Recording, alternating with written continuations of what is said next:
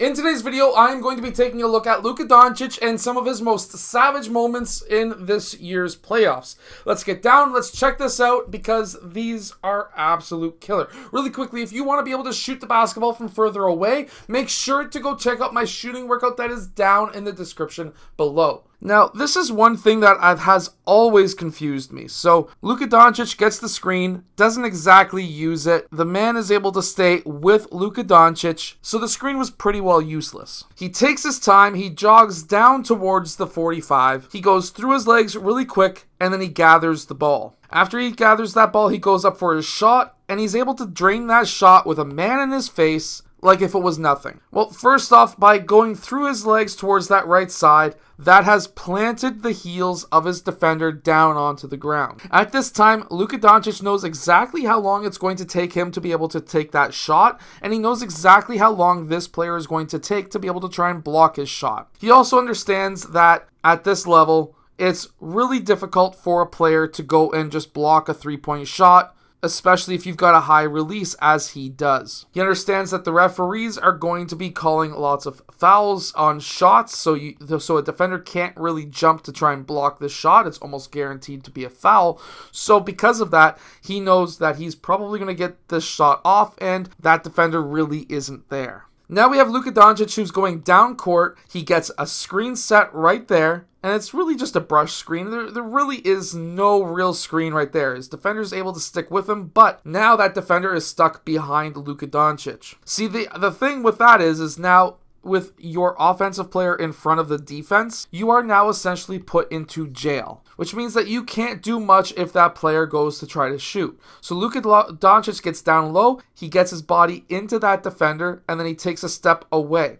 That creates enough of a gap between him and his defender so that now, especially with his high release, this is why you want to have a higher release. You don't want to shoot from your chest like a little kid, because a higher release is going to allow you to shoot over top of defense, and that's exactly what we see right here. So if you're looking to shoot the basketball at a higher percentage, higher release or higher set point is much better. Now this is where people start saying, well, Luka Doncic is a ball hog. So he's dribbling down court, they're setting up a staggered screen for the weak side. Obviously, the defender on this side is not going to be able to help one pass off. There's no way. So if he drives, he's going to have a wide open lane, and if this guy does help out, it's going to be a kick out pass to the corner three. So Luka Doncic actually uses this to his advantage. So he understands the proper defense here. He understands there's defenders being taken up on this side, so there is a wide open lane right here. However, he understands that the defense, he understands this much earlier on than here. He probably sees what's happening way back here. So at this point, he's probably figuring out, okay, I need to attack this basket hard, get that defender off of me, because now that defender really doesn't want me to drive that gap. And because of that, he understands snatch back, go back towards the left side, which means that his right side is in line. That's why you want to go towards the left side if you are a right-handed shooter, which then allows him to pull that shot off, high release, high set point, much easier shot than you would think, and he's able to drain that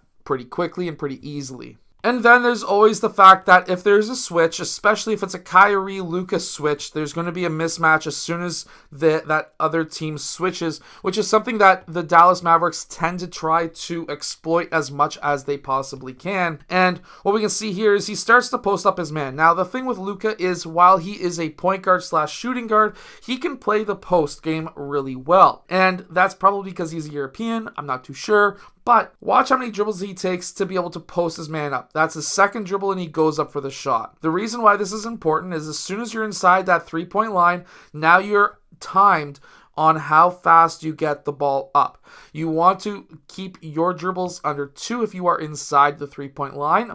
Otherwise, you're going to have players who are helping out who are going to probably try and steal the ball from you, in which case you need to limit your dribbles. That's his first dribble there. Second dribble, even though he's posting up, he's keeping his peripheral vision up, and then he's able to go for that shot. He tries to swipe through with his arms to get the foul. There was no fouls, and he has that high release and high set point, and he's able to make that shot. Very simple move. All it is a turnaround jumper, but he got it from posting up his mismatch. Luka Doncic is also very deadly going up the left side of the court, and if you're a right-handed player, you should probably know this tip.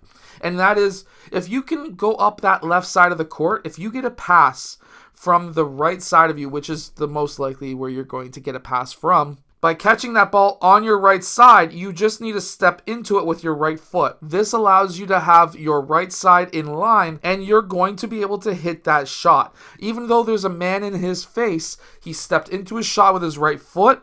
We can see that right here where he's able to step into it with his right foot. That gets his right side in line, and I'm not sure he even cares about this defender having his hand up because he knows it's not going to be blocked. He knows exactly how long he has to take to be able to get that shot off, and he's able to drain that shot in the face of that defender. If you are a basketball player looking to be able to shoot better in front of other players who are trying to defend you, the biggest tip I can give you is to time your shot. Understand how long it will take to get your shot off. Have a defender who's maybe closing out on you, and time in your head how long it takes for you to get that shot off in practice. That way, when it comes to a game, you know exactly how long it's going to take, so that if the hand's in your face, it doesn't matter at all. I hope that this video has helped you. Make sure to go check out my shooting workout that is down in the description below, and I will see you guys again in my next video.